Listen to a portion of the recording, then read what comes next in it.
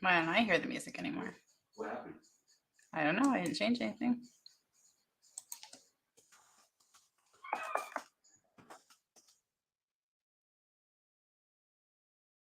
But then I didn't do audio check and don't know if I can hear Collier. Hang on. I'm going to pop out and come back in. Lovely.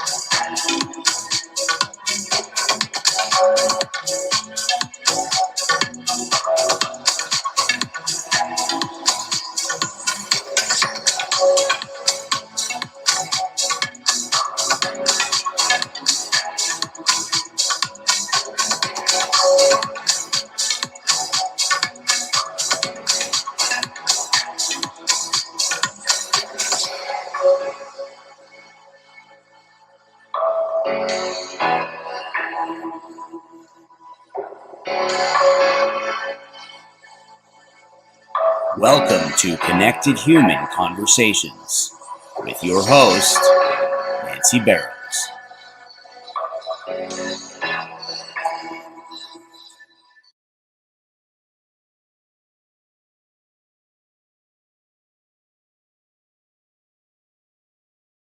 Hey everyone, welcome in tonight to Connected Human Conversations. It is so good seeing all of you here. If this is your first time with us, welcome to the Connected Human Conversations family. We gather here to have conversations that share our experiences, to help one another grow and to feel less alone and find our voices. Very much the conversation is run by your comments. We are going to be looking at those throughout the show. I want to thank you. I see so many of you here tonight. So let me just take a quick hello at that. Tim is counting. Let me see. Hang on. Let me grab some of these comments. I can do this. I'm a show host. Let's see. Well, Brian, thank you for being here. I appreciate it. I see you here, and Tim is all ready to go. Thank you, Tim. I want to say hi. I saw it. So, gosh, you guys, this is the challenging part, isn't it? Lygia, thank you for being here. Thank you so much. And Senor Payasada, we're sorry. Oh, gosh, I'm going to stop fighting. You're sorry that you missed this in real life. Well, we're glad you're here in the afterlife. I knew you wouldn't miss it. And Dorothy, so great seeing you guys. HRH, thank you. I know that this is a hard time for you. You are overseas and really appreciate your effort to be here with us tonight for this conversation. And I saw that you tagged a friend. So thank you for helping us. Yes, I know you're flexible. Thank you for helping us get some people over here who this may help. Danielle, thank you so much. Yes, for being here. Gary, oh snap. It's going to be a good conversation. You guys, I am so blessed to have this space and to share it with you tonight and with my guest Collier. Hi, Liz. It's good to see you. So I want to start by sharing with you that there is going to be sensitive content tonight. And so I know sometimes it is hard to hear other people's stories. Erica, hello. And for sure tonight could be upsetting for some of you. And I'm not going to tell you how to feel or react, of course. If whatever comes up for you, of course, we, both Collier and I, are here and without judgment for you. So thank you for being here. Let me start. Let me introduce my guest for those of you who do not already know Collier. Almost host of true crime podcasts, simply discuss murders that fascinate them. Collier Landry has actually lived through one. Collier is the host of the Moving Past Murder podcast and the subject of the Investigation Discoveries documentary, A Murder in Mansfield. As a formerly trained musician and photographer, Collier segued into filmmaking and podcasting as a means to creatively express and deal with his own traumatic childhood story, the premeditated murder of his mother, Neuron, by his father, Dr. John Boyle, and to give a narrative voice to others in similar circumstances. Collier's passionate and robust message of human resilience, hope, and personal triumph over adversity has inspired audiences across the globe. His work has been featured in the New York Times, Variety, Esquire, USA Today, the Daily Mail, the New York Post, and the Independent. He is a TEDx speaker, 4-time #1 best-selling author, and a featured guest on the Dr. Phil Show. Well, I've given you everything there is to know on paper about Collier, but there's so much more to the story and so much more to who he is. I met him when I was interviewing authors. It was for one of his 4 #1 best-selling books in the collaborative series, The 13 Steps to Riches, and was immediately drawn to him and his story. Collier has this knowledge that he shares with others, this knowing, not just understanding, and it's a beautiful gift to all of us. So I'm going to bring him on so he can say hello and you guys can meet him.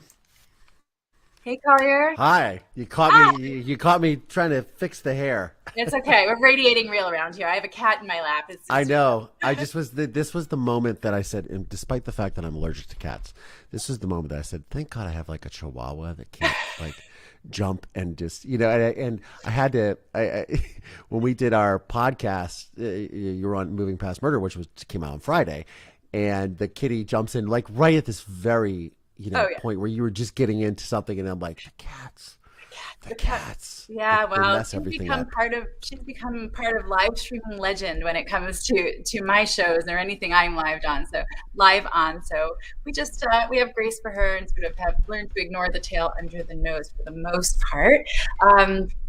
I'm so glad you're here tonight. And yes, thank you for having me as a guest on your podcast. That episode just came out, and you guys check out all of Collier's stuff. He's got so much going on. Hang on, let's see. I want you guys to know that you can go to his website. It's going to be on this ticker below. And as I mentioned, he is the host of Moving Past Murder, and I'll give you all the places you can find his content. But let's get started on why we are here tonight.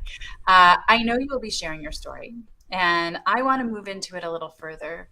I want to talk about the questions and the emotions and the behavior of the people around you, and as I like to call it, the ugly, unsexy, snotty parts that give way to the growth. They gave you this voice. They give you the knowing, like I said earlier, not just the understanding, but the knowing.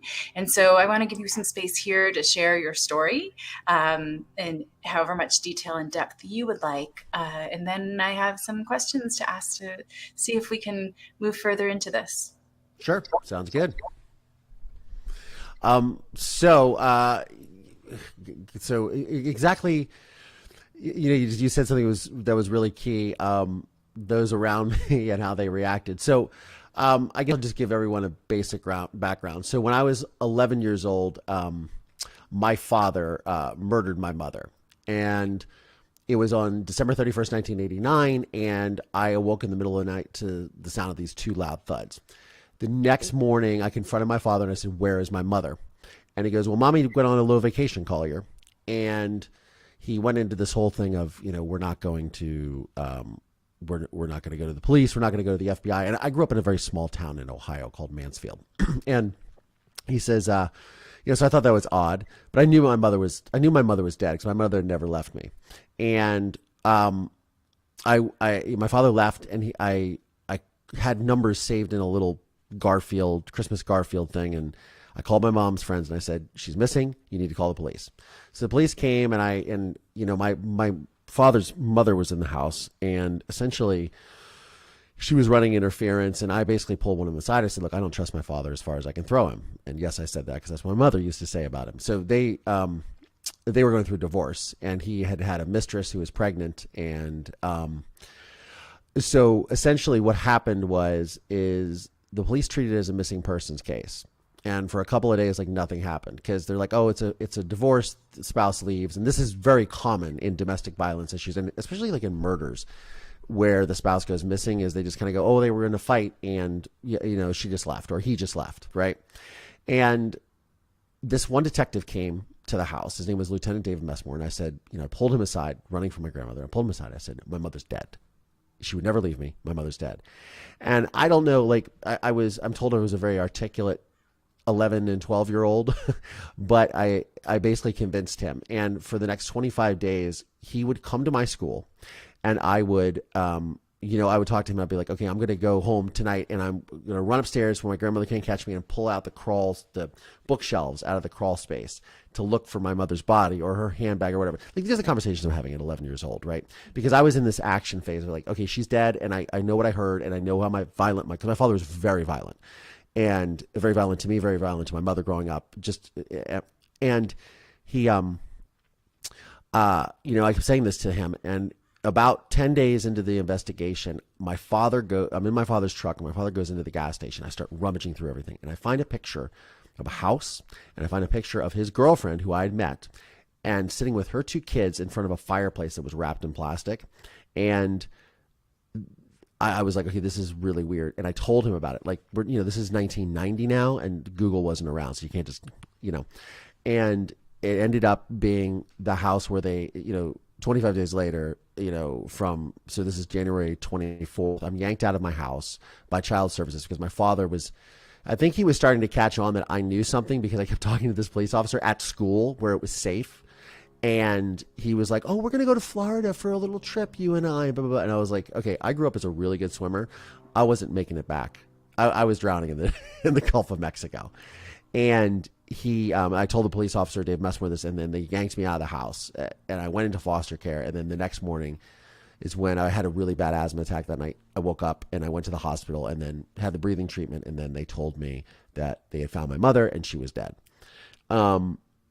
And then this whole kerfuffle just unfolded, and I was thrown into the foster care system, and I basically testified at the grand jury to indict my father, and then both sides of my family just abandoned me. So my father's side of the family was kind of the mind of, "You're putting your father in jail, or you're somehow responsible for all of this," and then my mother's side of the family was also like, "You're somehow responsible for this," which is not a fun thing when you're 11 years old trying to make sense of the world, right?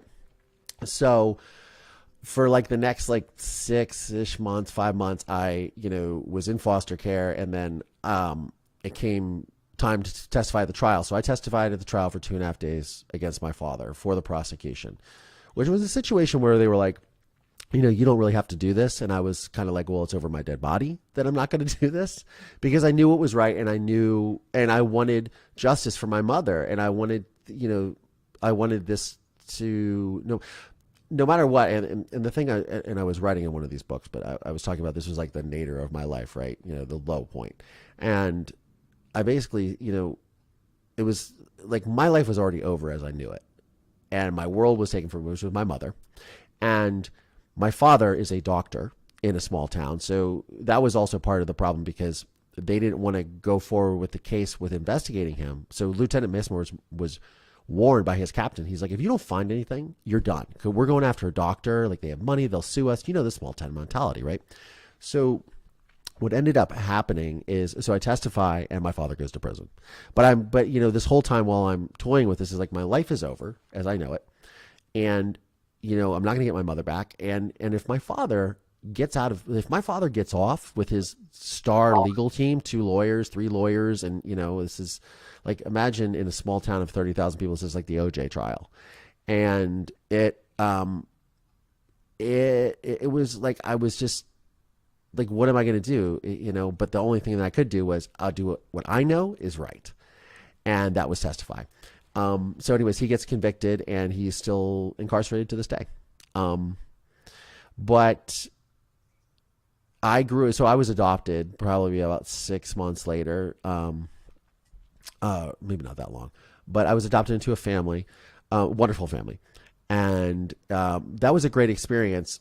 It was difficult because the family didn't really, I don't think they were really prepared for all the stuff that I came with. So not only did I have what happened to me, but because the trial was televised on TV, and I, as a minor, which this doesn't happen anymore, I, as a minor, you know, now a lot of times if they do videotape a minor, it's videotaped, it's not in trial, there's no public. I was in the courtroom and live on television, and, you know, there was a lot of attention that carried with that. So that's how I grew up in sort of this public spotlight. So flash forward, you know, I go off to music school, and then I decided that basically I need to figure out a way to tell this story, and to also, you know, there was just an article that came out in the Independent this last week, and they were discussing like, well, how did you get into all this? Like, how did you make the film, the podcast, all these things? And I said, well, you know, for me, you know, staying in Ohio and growing up there, you get these stigmas, and you understand, like, when people know what your situation is, it's like, oh, there he comes, the Boyle kid, that's it, you know, that's him. And you grow up with that. And I did not want this to define me. That was my sole purpose in life. Like, this will not define who I am. So I was like, I will go to a place that I always wanted to go to. Like, my parents listened to the Beach Boys growing up, and I wish they could all be California girls and all this blah, blah, blah, blah, blah, right? I just imagined, like, I wanted to be by the ocean. I wanted to be in a place, in a creative environment where, because I was an artist, wanted to get away from all of this.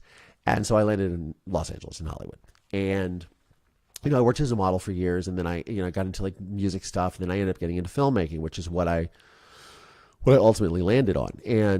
But the whole thing was like, I wanted to tell my story. So I worked as a cinematographer and learned filmmaking, and learned, worked on sets for free for God knows how long, and then started to make a career out of it. And I had seen a film in 1999 called American History X, which is Edward Norton plays a neo-Nazi. It's about the consequences of violence. It's top 5 film in American cinema, at least in the last like 25, 30 years, in my opinion. So the film comes out, and I saw it actually in Los Angeles, ironically, because I was here.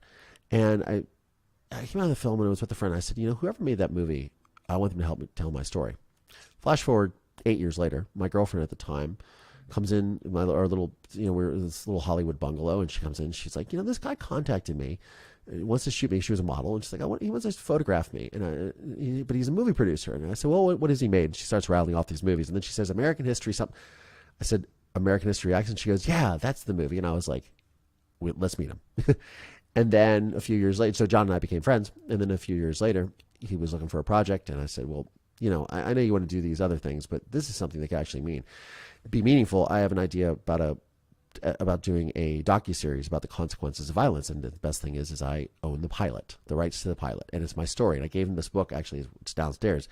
It's a book of newspaper clippings that somebody had given me when I was 18 years old, and I basically handed it to him. I said, this is my life, and he reads it, and he's like, oh, can we use profanity on this program?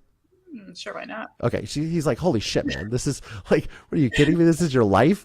And I was like, because I had hinted at it, but again, I came out to a new place, and I did not want that to lead me in the room. Like, I walk in the room, here comes Collier. Oh, this is the guy whose dad murdered his mom, and it was a big deal in Ohio. Oh, here he comes. wanted to stay away from that. Yeah, So, try and start over a little bit without that. for obvious reasons, right? And so he's just like, I remember you telling me about some of this stuff, but I just, because it's so fantastical and it's so over the top that I don't think anyone actually ever realizes, like, oh, this is really your story. Right. Well, even when you shared it with me, I remember sort of being like, these are the books I read and the shows that I watch. This is not a person sitting in front of me who has lived this. Sorry to interrupt. Keep going. No. But it's and then we proceeded to get with Barbara Koppel, who's won 2 Academy Awards for documentaries, and then we got into investigation discovery. Said, okay, we love this because it was there was an episode of a series called Forensic Files, which they've done like 450 some episodes. And it ironically became very popular again during the pandemic when people were alone and they were watching. I guess I was discussing with this woman, Rebecca Reisner, who does the blog Forensic Files now because she's writing a book on it. And she interviewed me a few months ago. And I said, what do you think this is with this obsession with like forensic files and true crime? Because I'm very, very interested. It's one of the things I talk about on the podcast. Is I'm very fascinated with true crime. And I'm fascinated from a standpoint of why people are fascinated. As someone who's been through it, I'm very fascinated by it. And she goes, I think it's just the schadenfreude of all of it. And I was like, oh, that's a good point, I guess. So it doesn't surprise me that it rose to prevalence during the pandemic. Life could be worse. Life, yeah, exactly. So, isn't that fun to be the guy that everyone compared? Life could be worse. I could be Collier Landry. It's so funny you say that because that is legit. A lot of times, the party guest sort of trick that people pull with me. Is they're like, people are like, oh man, I've just been through enough. I've been through so much. Then just like, just you wait. And then I'll start to tell a story. They're like, see, I told you. And everybody's just getting up like, I told you this shit is fucked up, man. Like, I told you. I'm just, and then people are just surprised that I just talk about it. And I'm like, and I'm explaining it. They're like, well, how do you talk about this? And I was like, well, first of all, it's my life. It's just like I realize that this sounds maybe it's an oversimplification, or maybe it just sounds kind of bad. But the thing is that maybe it's just like if you go, hey, I went to go get groceries today, and, right? It's like that. I totally get it because and was one of the reasons that you and I connected, right? And we just started having this conversation because it's like it is, again, like you said, it's a knowing, and people, they hear this and they just go, wow. And it's like, I don't want to be the guy in the room that's like, oh, it's like, it's a blessing and a curse because yes, this happened to me. And that's, I guess, the curse of it, if you will. But the real blessing is the fact that I somehow came out fairly unscathed and fairly normal. Mm-hmm. And, I'm not without my faults for sure, like we all are. But, for the most part, I came out okay. I think most people would tend to agree with that. And I would, it's empowering because people will reach out to me and they'll either see the documentary or they'll see the Forensic Files or they'll listen to the podcast. Because, I just started that, a few months back. And they'll say, I had sexual violence committed towards me, or I had this situation where my cousin did this, or my dad was killed or something. They'll have this whole thing, right? And then they'll go, and then I saw your story. And then I was like, if this guy can get through it, so can I. And therein lies like the most empowering thing for me is that people draw that I draw that sort of reaction out of people.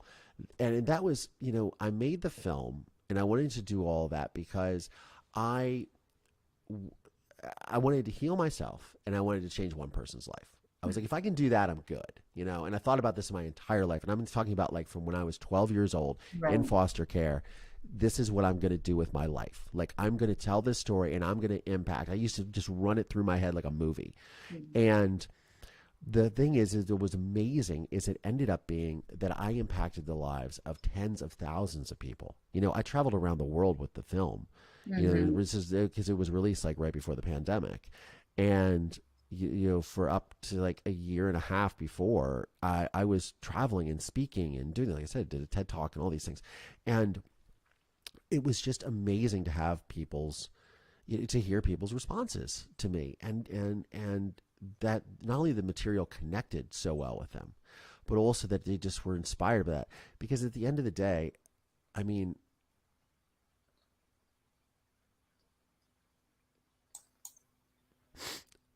all I ever wanted to do was make something that that honored my mother. I didn't want her to die in vain. You know, I didn't want it. And I understand this might sound awkward to people, but I am so fortunate to have been able to do what I was able to do. And I was relentless about it. It's, you know, I was interviewed on a podcast called The First Degree, and my friend Alexis Linkletter hosts this podcast, very successful true crime podcast. And she said something like, really, I was like listening to it, and I was like, oh my God. You know, she said, she was describing, she said, Collier's tenacity and resilience is what we all aspire to. Because like, I was tenacious about it. I was like, this is going to happen. This is going to do it. And then and I made it happen. And probably the biggest thing is the film. And you can see the picture right behind me here. I'll figure it out as it reverses. That's my father. That is me sitting in prison across from my father, confronting him. So the film, you know, spoiler alert, but the film, you know, it builds up into this scene where I confront my father in prison. And I basically, you know, my father's a sociopath and a psychopath and a narcissist. I mean, it's incredible. And I'm having a conversation with him, and it's just like, is this a human being? And I think everyone that watches it is just like, whoa. But I had that moment where I was able, as I say in the TED Talk, I'm going to have that moment where I can ask this man why. You know, why, Dad? Why did you do this?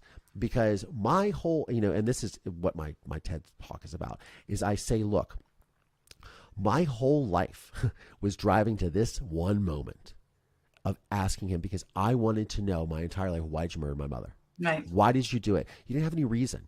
You were a doctor. You were wealthy. You were having a practice.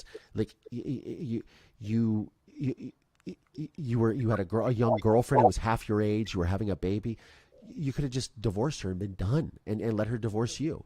But it's because you're a narcissist and you're a sociopath. And, and that's their reaction is they're like, you're never going to leave me. You're going to, in fact, I'm going to bury, because he buried her underneath the basement floor of this house.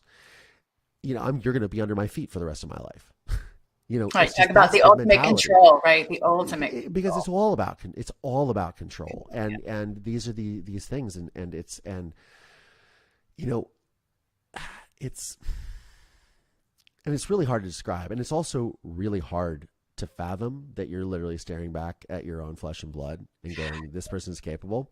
Well, and that was one of the questions I had for you, is sort of, you know, in my thinking is like, well, you share DNA with your dad. Do you ever worry, right, that you're capable of something as horrific as what he did? So it's interesting, because literally he leaves the room as we're done filming. So we got an hour in the prison, and you know, he walks out of the room, and I'm just like, you know, there was a reporter from the New York Times when this first came out, and he was asking me, he goes, you know, one of the things I really picked up on, and I totally forgot I said this, is he said, you know, you ask your father all this stuff, and then you read this heart-wrenching letter, because I literally, my father thought I was making a film to help him get out of prison, because I needed his cooperation. Of course he did, right? And I never told him that, but he's a narcissist and a sociopath. So he's thinking, he's like, oh, your buddy John Morrissey, and you guys are going to make me a film to get me out of prison. So he comes into the room with a smile, and he's like, hi, how are you? And he sits down or whatever. And then I basically hit him, and I was telling Dr. Phyllis, I was like, you know, when I say to him, I said, ever since you murdered my, you know, one of the things I've always been passionate about, ever since you murdered my mother. And as soon as I say it, it's like all the oxygen gets sucked out of the room, and his whole demeanor goes from, like, oh, this shit just got real. Within the first like 30 seconds, I pull out this letter that I had written him when I was 13 years old, asking him to please admit that he killed my mother, and admit that he'd also molested my two cousins on my mother's side a year before all the murder and everything. Like, he was going to go to jail for that, and then my cousins couldn't go through with testifying, and they couldn't press charges, and that's no fault of their children, and it's I no understand. fault. It's just you understand more than anyone. And it's like it just and it's so tragic, and it's something I'm still picking up the pieces for. Yeah. By the way, to this day, but.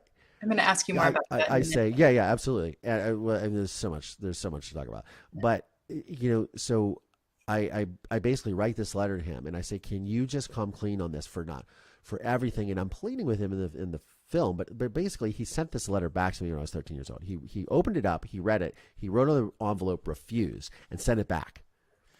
And so I kept it, and I kept it for until that moment, and I gave it to Barbara, who's the director, and John, the producer, my co-executive producer. And I said, what do you guys think? Because we were trying to figure out, like, how are you going to confront your father? What is going to happen?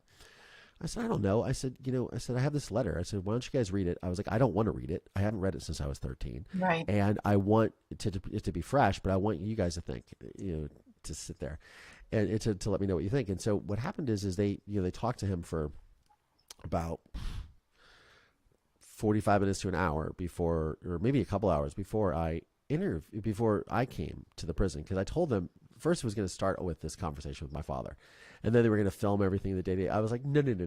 That's not how this is going to go down. How this is going to go down is you guys are going to go in there and get as much footage as you can, because if this hits the fan, we're going to be lucky to get out of there. Right. We're in a prison, a place designed to not let you out of. Exactly. Like this could be either he could be totally, I didn't know what to expect. Right. I could literally sit there and hit him with these questions, and he could just get up and leave, and it could be done. Right. Or he could sit there and argue with me or get angry. Or he could be how he is, which is very passive, because he's a sociopath, and he has the thing about sociopaths is they don't have any connection. They don't have any empathy, and they don't understand. Right. And that's one of they're also smart enough for when they need to show up as a human being. Right. Sure. That's why the whole community loved your dad, and we're not going to go after this doctor. And, and his patients all loved him, because my father was a great doctor, which was insane. But it was this they can turn it on and off is really what it is, because it's a control thing. And not to get off topic sort of, but because I want to answer your question, but one of the things in the podcast that I do is I read his letters from prison, because I have, they're sitting right underneath me at my desk. There's 500 of them over the past 30 years that I have, and I read them, and it's crazy, because the people that listen to the podcast that will reach out after hearing those letters will be like, thank God for you. Thank God that you read these letters, because I have noticed in my own relationships, because keep in mind, we have been locked up with people for like the last year and a half. And, you don't have that normal respite of where you can go to work or go to the gym or kids go to school. One of the things I was talking to Sharon Lecter about this, who co-author of Rich Dad, Poor Dad, and we were discussing foster care. She's very passionate about it. And I said, the thing for me is that I can imagine these kids, like, they can't go to school where they can't escape this. Like, that was my only escape, is during all this, is I could go to school. Right. And I had this sort of normalcy, if you will, even though I wasn't normal, but I had this, where I could at least breathe and not be under this immense pressure. So, it's interesting, but to get back to your question, I literally, so he gets up and he leaves, and so New York Times reporter, he goes, I remember this part where he gets up and I hug him and I say, I love you, Pop, and I hug him, and then he leaves, and then and the cameras are off or whatever, but I just literally just turn to Barbara and everybody that's there, and I'm just like shaking, and I'm like, somebody please tell me that the same blood that courses my veins is not the same blood that courses his, because right now I'm terrified. Right. And, and I know that we're going to segue into the sexual, assault thing and things like that. Right. One of the things that I realized at that moment, because I learned things, which we'll discuss in a second, but I learned certain things about my father doing pre-production and reaching out to people. and I'm still learning, actually, ironically, just as recently as a few weeks ago. I used to try to, and I like I said, I talk about this in the TED Talk, but I say, we as human beings are natural empaths, right? And we try to understand using something called the mirror neuron system when we can get into it. We won't, but it's where we have this connectivity with others. But we see things where, towers fall down in lower Manhattan and everybody is going, why did this happen? What like, well, what can we do? Why did this happen? Right? And we try to we rationalize it because we need to rationalize it. We need to understand because we're human. It's just part of our wiring. I came to the conclusion at that moment, and after everything I know, but just after staring at him and I was like, and I had a relationship with my father up until his, I was in communication with him, and it was a very surface relationship, but it was like, I wanted to do this. And I was like, I have to keep this guy in my good graces. And I have to, and I didn't placate him by any stretch of the imagination, but I definitely, when he had made the comment about, oh, you're making a film to get out of help me get out of prison, I didn't say no. I say yes. But I'm like, oh yeah, Dad, it's going to be great. Just gloss over it or whatever. But I didn't even have to say anything. Right. Which is right. He was creating the narrative. It didn't matter. Exactly. Yep. And that's what sociopaths do, and people that are they just create their own narrative. They have great narratives, that they're constantly rewriting, yes. Yes, exactly. Right. Sometimes live right in front of you, and you're just like, but that's not the conversation that's happening, I was engaged in a very aggressive conversation yesterday with someone. I was trying to say, well, you're not in integrity, and they're just screaming at me, and I'm like, what do you mean? And I'm being very calm, and they're screaming, and I'm like, "This is how my father behaves." Like, bro, you're stepping on the wrong rattlesnake, man. Like, I don't this does not work with me, and I'll have to deal with that situation another time. But it's just like, it's ridiculous. But they will try to bully you. The whole thing is they try to bully you into their own narrative. So my father did that for years. So when I go in there and I change the script, I'm just like, no, this is what we're going to talk about. And he just sits there and takes it. And I just was like, but I mean, I remember looking over halfway into 20 minutes into it. I'm just like, and I know, am I here? Right. Am I and here? I've seen it. And I was really watching and be like, Collier, I don't know what to tell you. I don't know, almost like this hypnosis type of thing of saying the same thing over and over of I didn't, and I think even he says, mommy, I didn't kill mommy, just all these points of trying to get it back to where you should sit there confused about the reality of your life and the facts of what's happened. Well, it's called gaslighting. Yes, well, yeah, we have. You're crazy, not me. You're not understanding my point. You're not getting what I'm saying. Okay, hold on. You mean that I'm not buying into the bullshit narrative that you're creating about why you murdered my mother or how you murdered my mother?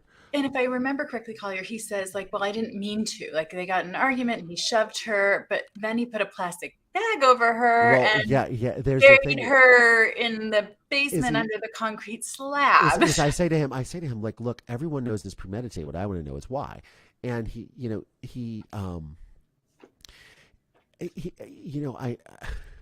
in the film we're showing this, right? Because you're showing the case file as we're talking about this. And I said, okay, so how did she get a plastic bag over her head? And he goes, I put the plastic bag over her head.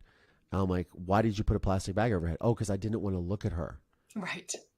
And I'm like, so they're trying to, so the whole thing is they're trying to construct this narrative, right? They're trying to construct this narrative, but then they are, and they're believing it, but it has these massive holes in it.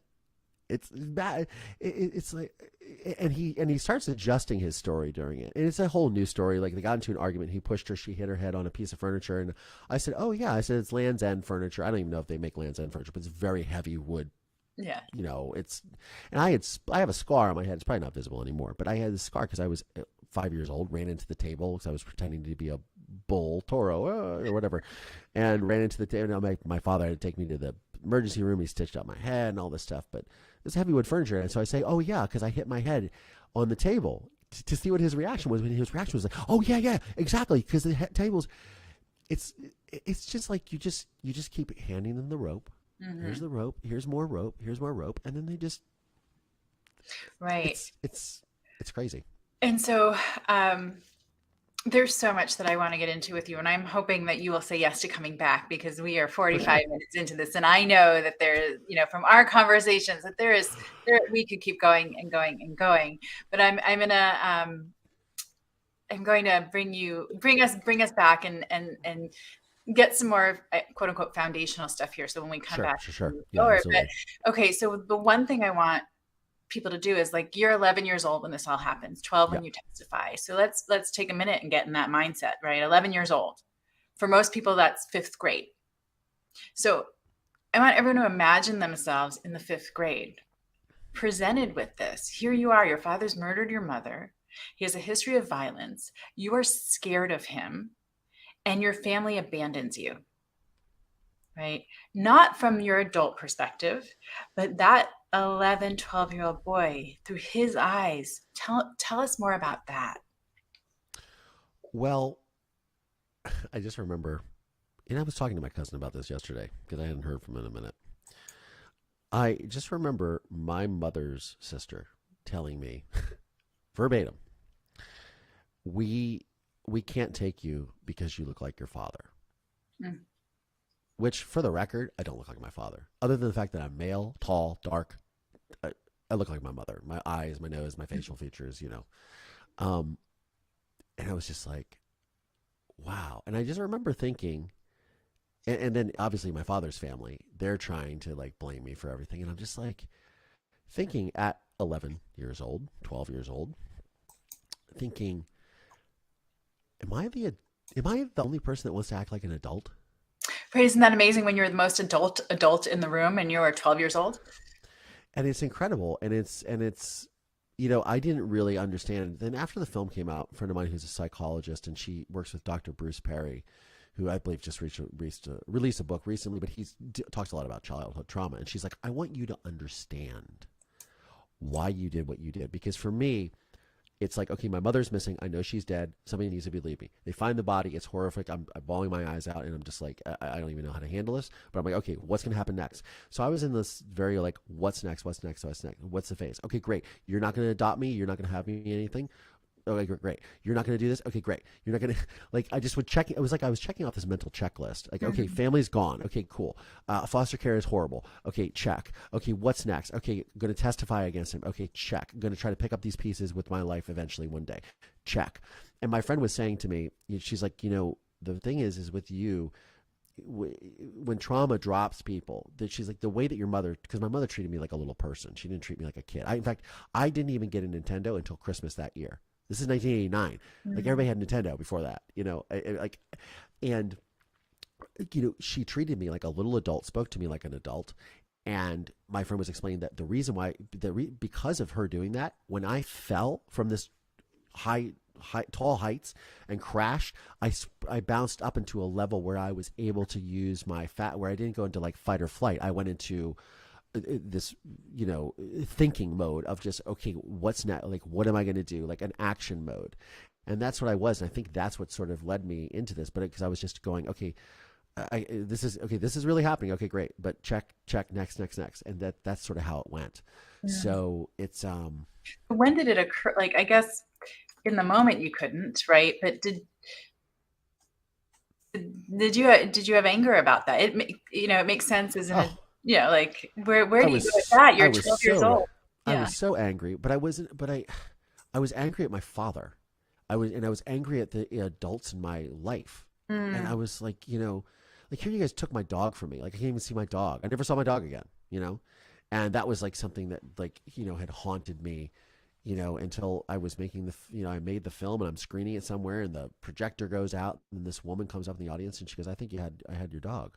Wow. And I found out that my dog grew up on this farm with these pigs and these horses and stuff and had this amazing life. And I was like, it's one of those things. It's just one of those, making the film is just something where it was, and I don't mean to get off on a tangent, but it's just, it's tied up so many loose ends in my life, which I didn't, you do it with an expectation of one thing and then you get so much more out of it. It's just like, Crazy. But yeah, so nobody wanted to be the adult, and I just started ticking off this checklist, and I was angry. I was angry, but I was like, what good is that going to, that's not going to bring my mother back. I was intelligent enough and cognizant enough to go, this is not going to bring my mother back. And being this way is not going to change anything. But what is going to change anything is my reaction to it and how I handle it from this moment forward. And that started on the morning of December 31st, 1989. And it kind of hasn't really ever stopped.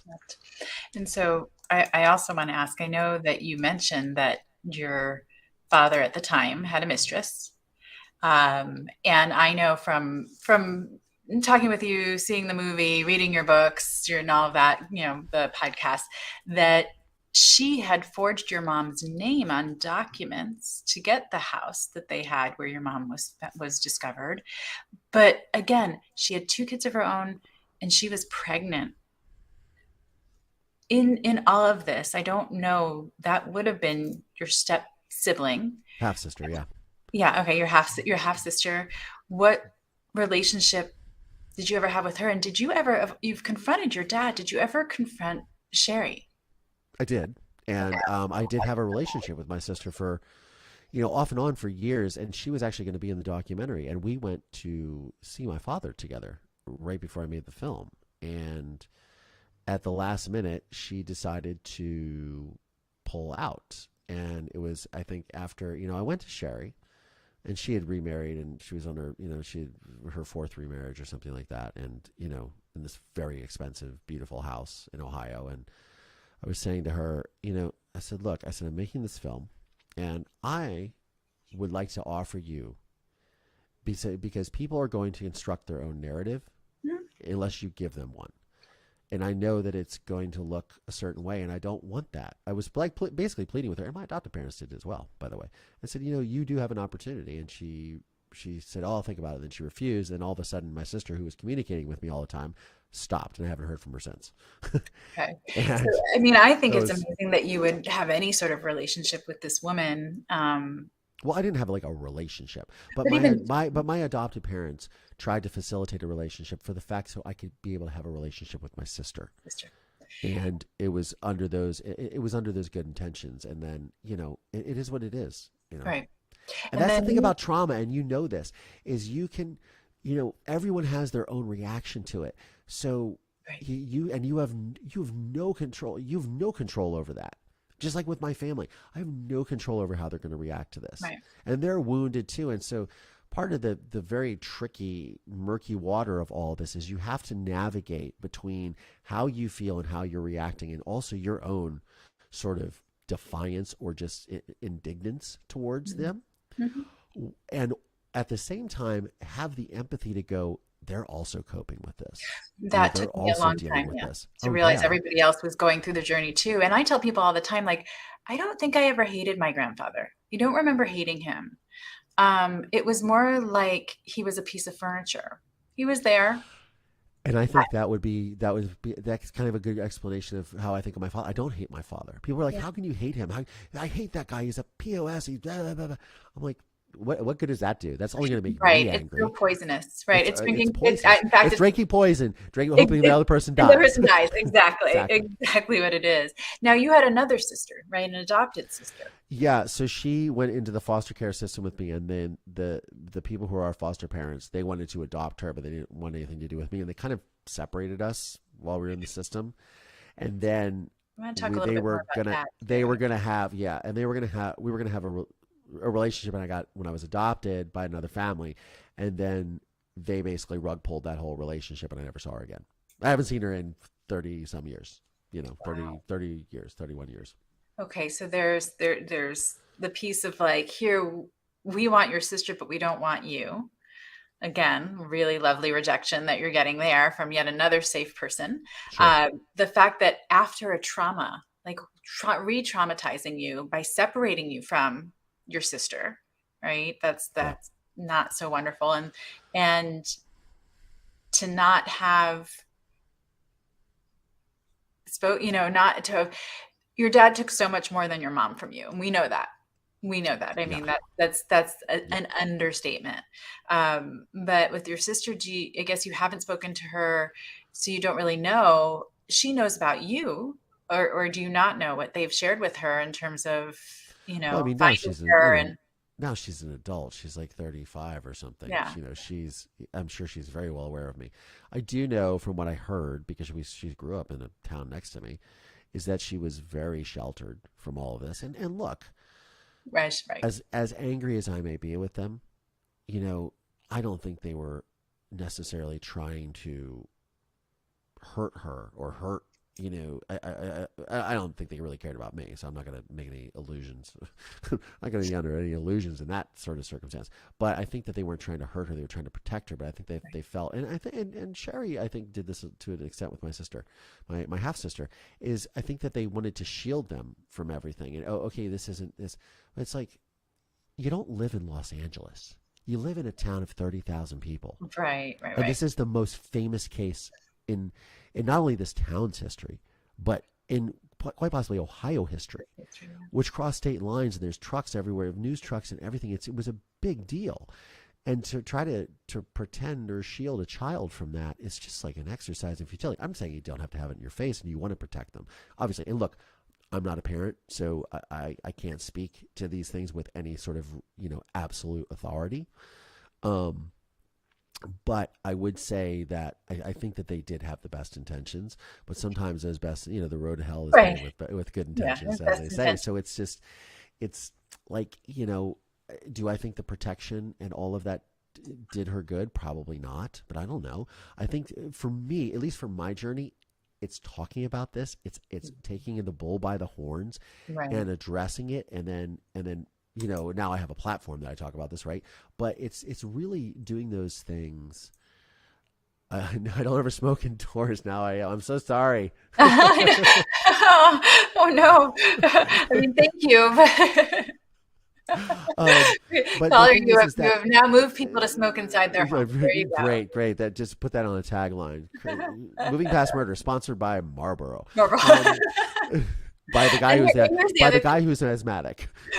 Well, and let's put this out there. First of all, if you're joining us late, this is Collier Landry. He's my guest. He is the host of the podcast Moving Past Murder. He is a filmmaker, a cinematographer, and just an incredible human being is actually where I was going. Incredibly resilient and sharing his story to help others around him. And his mother was murdered by his father, and he became the key witness for the prosecution. So welcome in on that note. But what I was going to say is, it's hard. People will hear us laughing, and making jokes, but really being able to get to a point where you can have some humor around this. And it's not like, it's not humor about like what we've been through or the feelings or the people, but it's this place of, for me, having enough distance from it that it doesn't hurt to my core every time I talk about it. Yeah, and I want to say something because I just noticed a comment, and you had asked this earlier, so I do want to address this. Is you asked about like the stigmas, right? And this person said, by societal standards, you should have, followed in your father's footsteps. That is something that I had to battle my entire life because there is a stigma, and it would occur with like people I would date. And they'd be like, oh, it's my boyfriend, Collier. Oh, yeah, he's a handsome guy. He's whatever. Oh, he seems really nice. Oh, what's his story? Oh, well, his dad murdered his mom when he was a kid. And, of course, any parent with any sort of sense of, You're not going over there for dinner. Exactly. Like but I've been battling that my whole life as somebody who's been in a multitude of failed relationships. I never wanted to be that person, and I knew in my heart that I wasn't going to be that person. But my God, were there some days where I was just like, when I was shaken up from him leaving the room, and I'm just, after talking to him and confronting him, I'm just like, is this in me? And then, sociopathy is not a trait that is hereditary from my understanding of it. But it was definitely scary. It's always something that's in the back of my mind. I'm getting my birthday is next Monday, and the 28th, and I started thinking to myself, I'm going to be 44. Oh, you're gulping at 44. And that's a number. 49. And that's a number. Well, I'm gulping because, I feel like a kid anyways, but And I certainly don't act my age. Hence the relationship issues. But no, but in all seriousness, it's the, and I'm doing an episode this next Friday about it. This is the age that my mother was murdered. That's what I was going to ask. So this So is in a like year the from now, number. So right. this is like the number that's in my head that I'm like, this is when my mom was killed. And it's been in my, and it's like, oh A boy. year from now, you will have lived longer than your mom had the privilege to have lived her life. That is. I also, when my mother was killed, I also was under the impression that she was 39, because my mother was 39 for a very long time. And it wasn't until I read her birth date and I saw it. I think I might have seen it on the gravestone or something when I went to visit the grave years later, because I wasn't able to go to the funeral or anything like that. Like, there was nothing. It's whatever. We can talk about that next time. Yeah, we can talk about it next time. But so, I found out she was 44. I was like, Mommy lied to me. It's probably the only lie from what I know of her and your relationship with her that she ever told you. I know there were definitely some. My mother, my mother came from very humble beginnings, and I think that, she tried to mask that in a lot of ways, which, nowadays there's, I know that the old adage is there's no nobility in poverty, but there is, at least nowadays. I like to think of myself as very noble. Exactly. Right. We we've, I think if you redefine terms and words, Sure. right, there's a lot of, same thing with rich and riches. My bank account wouldn't make me rich, but I feel like I am in many ways in my life. And I know we're at the 1 hour mark, so I'm going to see, are you good to go a little bit more? Oh yeah, I'm fine. Okay, and people in our community and our family, can you stick with us? Because if not, I do not want people to miss, the rest of your story and really taking it to sort of the today and the what now, what next, and how you honor your mom and some of the things we had in conversation, even when you were interviewing me, when the roles were reversed, about, people who in trauma, and when you experience trauma, things are happening to you. Like, everything's happening to you. And you just, again, immediately had this place of moving to action. I share with me, my story was that without knowing it, when my abuse came out, I was given 2 gifts and the people had no idea. I'm on the edge of my... Sorry, Daniel Hall. I'm on the edge of my seat. Damn it, keep going. All right, we've got permission. Russ Johns is here with us too. So 2 people gave me choices. And having a choice that everything in life had happened to me was such a gift. And it happening so early on in my journey of healing and my story coming out was tremendous. And I know that you and I share this, and I know I'm going to let you in your words talk about how that action came about for you. And I know how the detective really became someone who partnered with you. Yeah. And allowed you to take action. Yeah, it's so surreal to even think about it. And now, just that sort of mode that I got in, in the documentary, when I'm talking to him and I'm like, I'm going to go home and pull the shelves out to look in the crawl space for my mother's body. Like, what 12-year-old child, or I was 11 at the time, I turned 12 shortly after that, but what kid says, right. Little thinks about that. And it wasn't like I was just into this, it wasn't like there was anything that was I was watching true crime shows or something on television that I just went to this mode of oh my God, I listened to a podcast, and it was just my instinct. You're living with your dad though. Had already changed your mind, right? You lived with a violent man. He was violent towards you, towards your mom. You walked on eggs. So it's not that you woke up one day or in the middle of the night and heard this thump, knew your mother had been murdered by your father, and all of this skill set was thrust upon you. You had been for years living in trauma. Yeah. And learning to survive. Yeah, it's it was definitely yeah, it's hard to explain because you're just kind of, like totally different, but still very much the same is like, you remember, I just, like when you see athletes go into like this, they call it the zone, right? Mhm. And they're just and you're just like, what are they doing? Like, what is it? Like, is that even human? Or you just, the way that they're just, it's like they're so on such a different frequency Mhm. or a different plane that you're just like, what am oh, okay, this is what I'm witnessing. Okay, this is like, that was me. I think is that I just went to this level that I didn't know what I was doing. I was just like guiding. I was just guided by instinct and sort of this just burning desire, this just, tenacious, just like this, like, I'm going to get this son of a bitch. Like, I'm going to like he's not going to get away with this. And, as I've gotten into doing like the podcast and in this sort of true crime world, ever since I made the film, and, as the film came out like the end of 2018, 2019, right? Like I said, right before the pandemic, and I kind of started delving into this world, and I started thinking, it's just the number of cases that just happen this way, where there is like, look, I was talking to this woman. Her name is Melissa McInnes.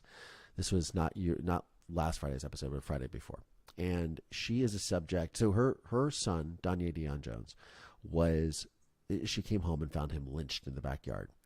She was a Ferguson activist after Michael Brown and the murder and all of that. And she, had been a voice for victims and sort of at the foundation of what I would consider like the real like BLM movement of just before it kind of got commercialized, of just like the grassroots, or like the grassroots foundation of it.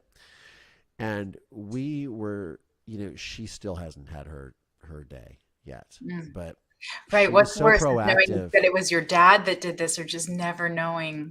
But she doesn't know, and then it's and there and obviously this is the subject of also a podcast done by my friend Ray Novoselsky. It's called After the Uprising on iHeart, and they were just nominated for an NAACP Image Award, and they,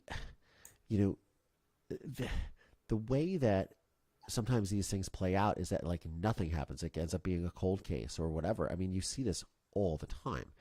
And the fact that like, just the fact that Dave Messmore believed me and the fact that like, I was just so tenacious about it, despite like running around knowing my father's coming home and just trying to do as much as I could, while trying to also play it off that I'm like some normal kid.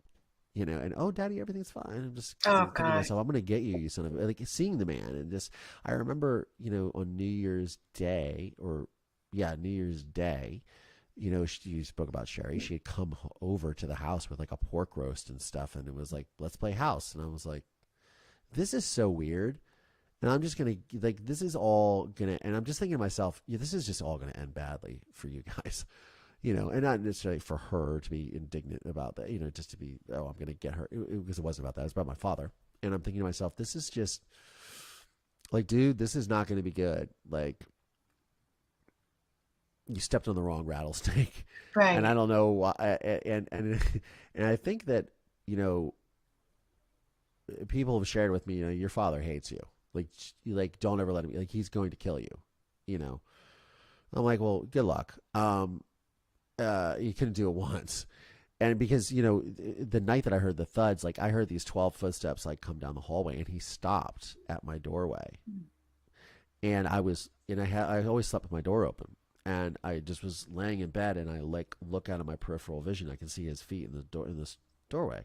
And it just this like thing kept saying inside me, like, don't look up, like, don't look up, don't look. And I remember I had this Batman clock on the wall. That's what I was staring at. Because I was into Batman, because it was 1989. Batman came out, Michael Keaton, Jack Nicholson. You still have it. We know it's okay. Yeah. And it's still coming around again, March 4th. There you go. Robert Pattinson, Batman. So I was looking at it, and I was like, just don't look up. But it was like, you talk about things I think of, all the time. It's like, what if I had just gone? Would I be here? I mean, if you're in that mode and you just murdered your wife, Oh yeah, right. and you're all about you, like what, it would be very Right. easy If to there was say, any oh chance, yeah, right? Collier, like, yeah, Noreen and I got in a fight and she took Collier with her and then, and left. Right. Right.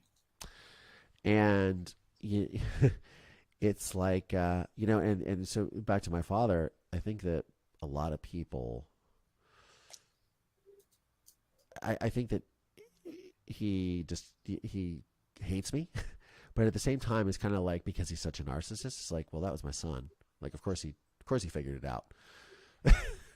Yeah. Yeah. It's like, almost proud and yet at the same time. Yeah. it's so weird to think about, but yeah, I think about, like, when you talk about the trauma, I think that, not only the trauma of what happened, but like also that trauma of like what could have happened. Right. Playing it off, playing it out. Like, And that's a question, because I know people, like, I would never change anything, quote unquote, because you can't go back and imagine life without it, right? And oh no, I wouldn't change anything. I was telling somebody this the other day, and even like when people long before I made the film, and just when I would talk about it with people, they're like, well, "Don't you wish this?" I was like, "No, I don't," because it's made me who I am, and it's also the only thing that I know. Right. I mean, like, I take that away, and I don't, and I finally, it took me years to get to a place to say it, like, and it made me who I am, and I like who I am. And I like that I have the ability to use my experience to help other people. Like, I feel like it's a privilege and a blessing. Me too. To be able to do that. But what I do want to ask is, as an 11, 12-year-old kid going through this, is there something that somebody could have done differently?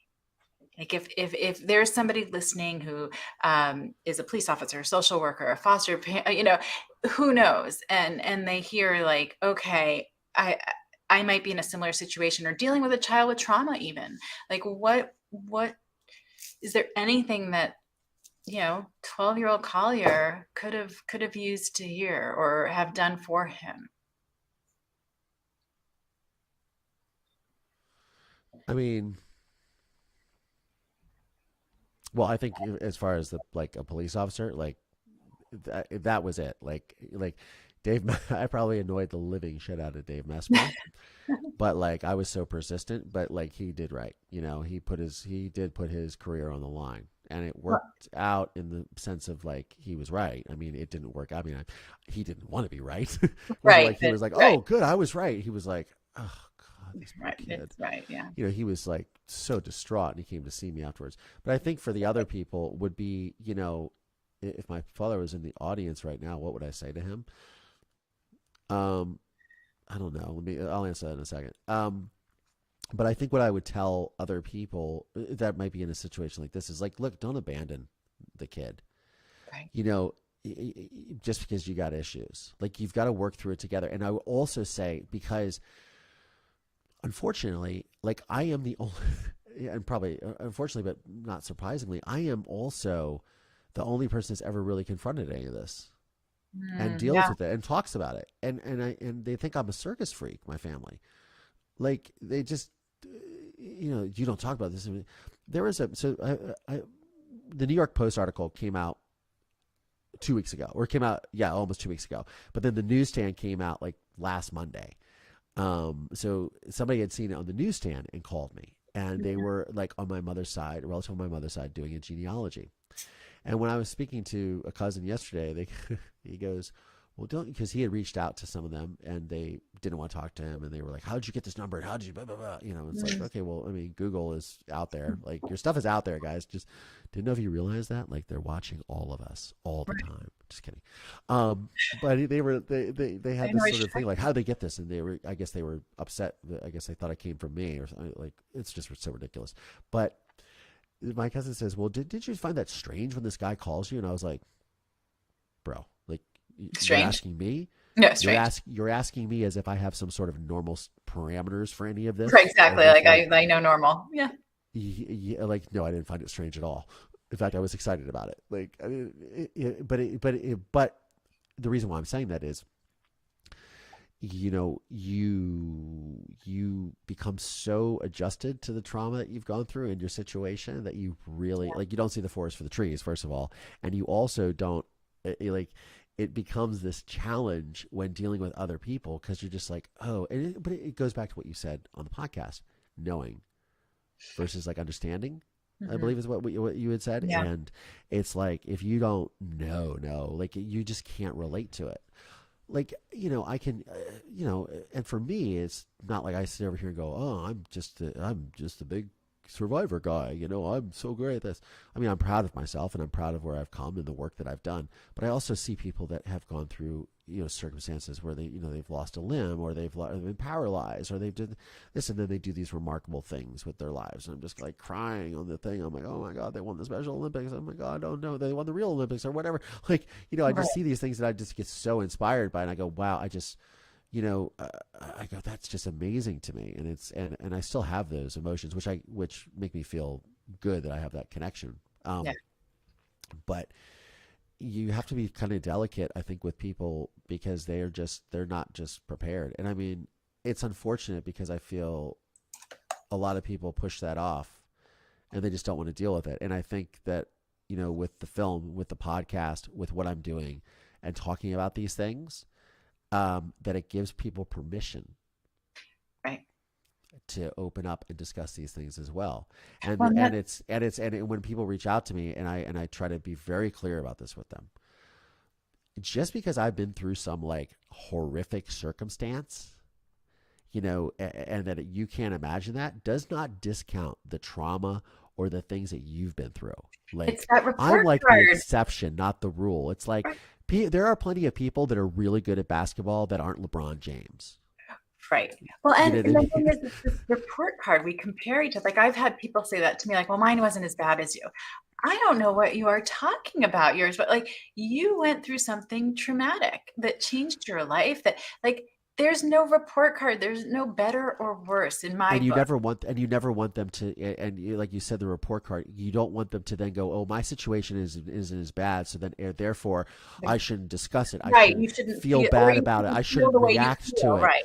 And it's no, you're you want them to always feel validated with what they're saying, because Right. that's the truth. That's the true thing about empowerment, and that's the true thing about when and this is where you and I connected immediately, is that's the real power of vulnerability and authenticity, is when you can connect with people and say, when you embrace this will set you free. I mean, I have a tattoo on my, I have sleeves on, but I have tattoo sleeves, and one of the quotes says from a David Foster Wallace novel, and it says, "The truth will set you free, but not until it is finished with you." And I had said this to my father because I'm pleading for him to tell the truth. And I said this to my father in the film, and it was not because we couldn't use it, but I'm just, the truth will set you free. And I think it's in the Bible verse as well. But that's the thing, is that when you get to a place where you go, okay, well, I'm going to deal with this, and I'm going to, I'm going to, express this to the world. It's so freeing, and Right. it's so amazing. And when we adopt this mindset, right, of everybody's story is powerful, important, moving, and can make an impact, right? Listen, I didn't go through a parent murdering another parent. I went through something very different, but I still feel that there's value to my story to help others. And that I always say, if someone came to me and they're talking about something, they have a hangnail, but in their world that feels and impacts them in such a way, it is not mine to judge it. It's mine to love, accept, keep space for that experience. And there's never mine's worse than yours or better than yours. It's ours. It's all ours. Yeah. And I think that's huge for us to,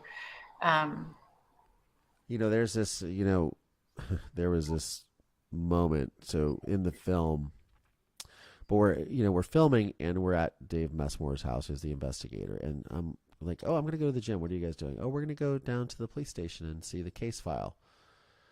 And I was like, oh, and then Barbara, my director, who wants you to do everything that she says, of course. That's why she's won 2 Academy Awards, and she's really good at documentaries. She says, which Collier, would you come down and why don't you come with us? And Dave and his wife were like, no, absolutely not. And I was like, hold up. I was like, here's the thing. And they're like, no, you do not need to see this. You do not need to. I was like, guys, I have been imagining Right. what these photographs look like my entire life. Like, it can't, first of all, it can't be any worse than that. And second of all, what we are doing here is we are showing that it is okay to be vulnerable, and it is okay to it's like, it's okay. You can look at these things, and you can confront them. You can confront that fear, right? And I did, and of course I break down the film and whatever, but it's because it is horrible. Oh, yeah. But it's one of those moments where people were just like, hey, that was so key for me, because I just see you just facing that head on, and it's before, it gets to the part with my father, but it's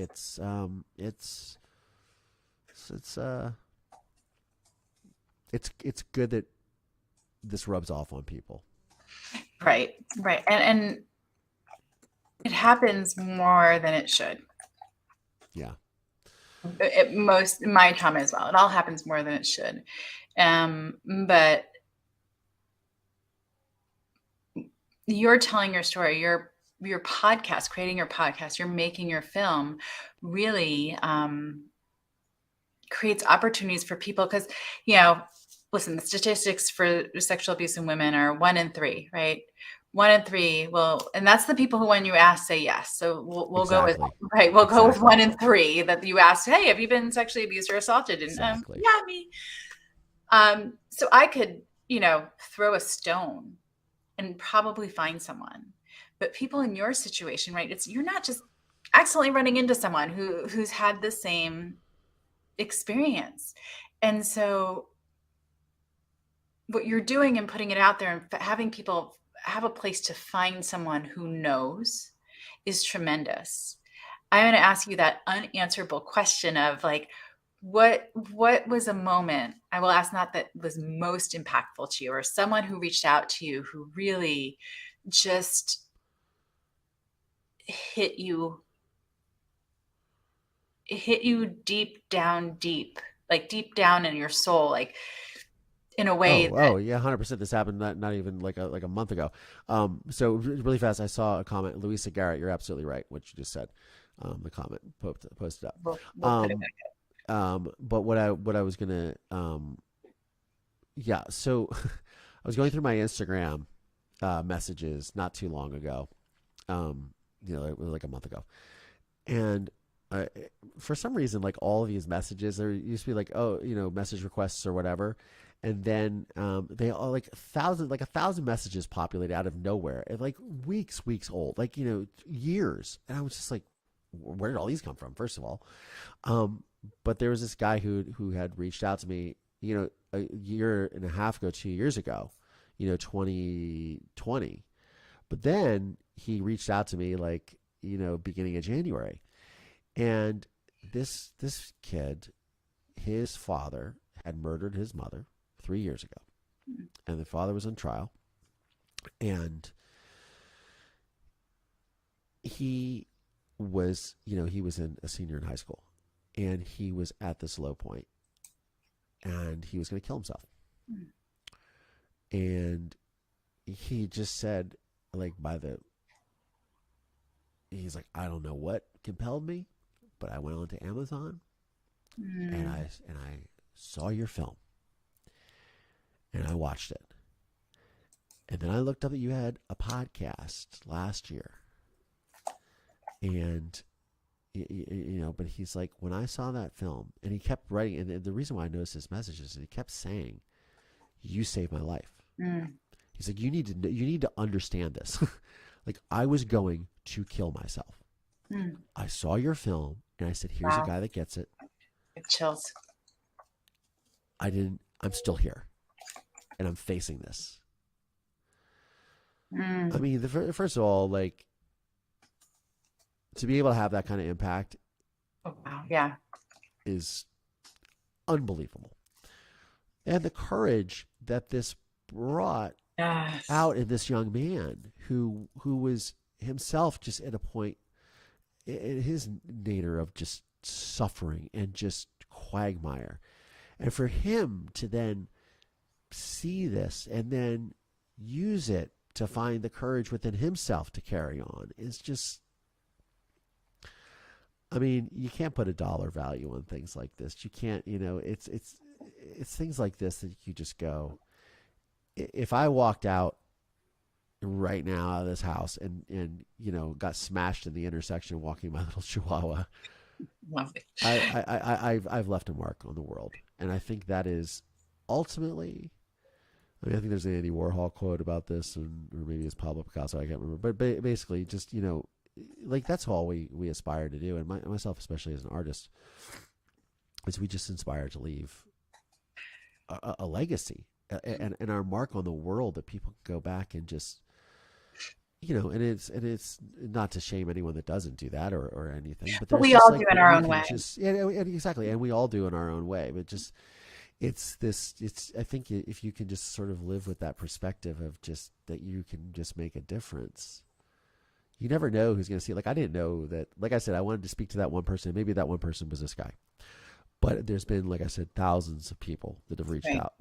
And those are the ones that reach out, not the ones that you won't exactly. It's just like your statistic about sexual abuse. Same thing is you don't know how they've impacted them, and it's extraordinary. I mean, that's the real meaning of power, right? That's the real meaning of of swaying the masses, not shilling some bullshit or saying what is of the moment. It's of showing by leading by example, right? And by by allowing the freedom for others to go through what they've gone through. It's cool. It is, and you're telling the story. It gave me chills. Is that boy will turn around and help someone else. Exactly. Someone else who will help someone else. Somebody will see his story and reach out to him and go, this is what's going on next. And then, you know what I mean? So it's very cool. Yeah. And I know while we're talking, it's hard to see all the comments. So I want you to go back, and there's a lot of love and support for you. And I'm kind of like, I have it on the one. So I have it on this monitor over here, my other computer, which is like on a time delay.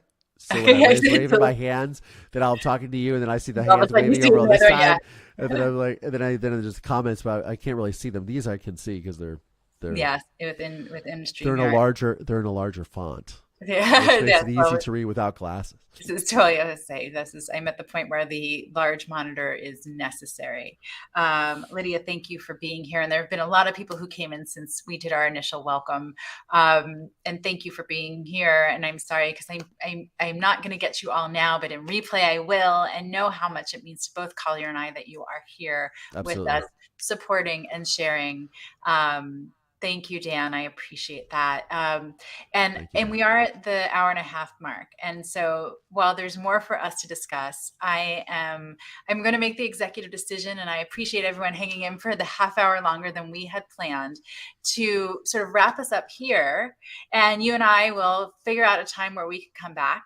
Sure, absolutely. And talk a little bit more, because there is so much to this, and just getting to know your personal story is one piece of the story, right? It's you can tell the events on a timeline, and you can share a bit of how you got here. We've talked for an hour and a half. It's like, right. I thought I was just for 5 minutes. Right. I could talk about this all day. Right. And it's not only because I love the sound of my own voice, but it's also because it just is just who I am. And you're talking, and it just makes me, it's always honoring my mother. I mean, it might sound cheesy, but it no, is. It doesn't at all. And I'm her son, and it's, and like I said, when I interviewed, Melissa McInnes, it's like somebody made a comparison. They're like, okay, here's a woman for justice for her son, and here's a son with justice for his mother. Two worlds colliding, yeah. And it's crazy. And I love talking about it. I love sharing my experiences with people, because I know that it makes a difference. Right. And I feel the same. It's so funny, because earlier, it's about when people reach out to me, I am so grateful when people reach out and are open to starting the conversation. right? That's huge. And often because of what we've been through, people don't want to start the conversation with us. They don't. They're uncomfortable. And it's like, oh, okay, well, actually, that's why I'm out here. My purpose, my passion. My purpose and my passion is to be sharing my story for those who can't yet do it for themselves. Sure, Right? absolutely. Learning to find our voices and use it comfortably and all of that great stuff. But this isn't about me. It's about you in this moment. And I want to thank you for sharing and for taking the time to be here tonight. And I want to make sure that everybody knows where to find you. I've been running tickers on the bottom. Let's do Yes. that one more So time. you can go to my website, which is collierlandry.com, which you have there. You can go to my YouTube channel, youtube.com/Collier Landry. You can subscribe to the podcast on Apple or Spotify or wherever you consume your podcast. It is called Moving Past Murder. You can also go to collierlandry.com/podcast. There's all that there. There's all the links and everything. And your support is like appreciated beyond, you have no idea. And it just helps me get the message out there as I'm growing this thing. And, and we have some good momentum, and and I love talking to Nancy. It's my pleasure. And it really is. There is something, and I know that other people out there have experienced this, when you come across a soul that you connect with very quickly, and it's that knowing. And so I thank you for sharing you with me over, the period of our friendship, and even more for coming on tonight and being willing to share your story and yourself with the audience here at Connected Human Conversations. So I am going to take you off, and we're going to say goodbye, but we'll be back. Thank you again, Thank Collier. you all. Thank you. Hey, appreciate Brian you. Schulman. So you guys, thank you so much for being here tonight. I knew this would be a special episode, but without you, it would not be the success it can be. It would not reach the people who need to hear it. And we would not be having as robust a conversation that will reach so many. So thank you, Connected Human Conversations family. Keep an eye out, because we will reschedule a little bit more with Collier. There's so much to get into. If you have questions for Collier, you can send them to me and we can go over those next time. If you are not yet connected to me, please, please, please send a DM and just let me know that you met me through Connected Human Conversations, in the conversation with Collier. If you're not connected with Collier, please reach out to him. And you can find Connected Human Conversations and so much more. You've seen it on the scroll on my YouTube channel, on my Instagram, and right here on LinkedIn. So thank you again. I do not have enough words to thank you for the support, love, and encouragement that you brought with you tonight, and for sharing yourselves with us this evening. And I look forward to seeing you all very, very soon. Have a good night.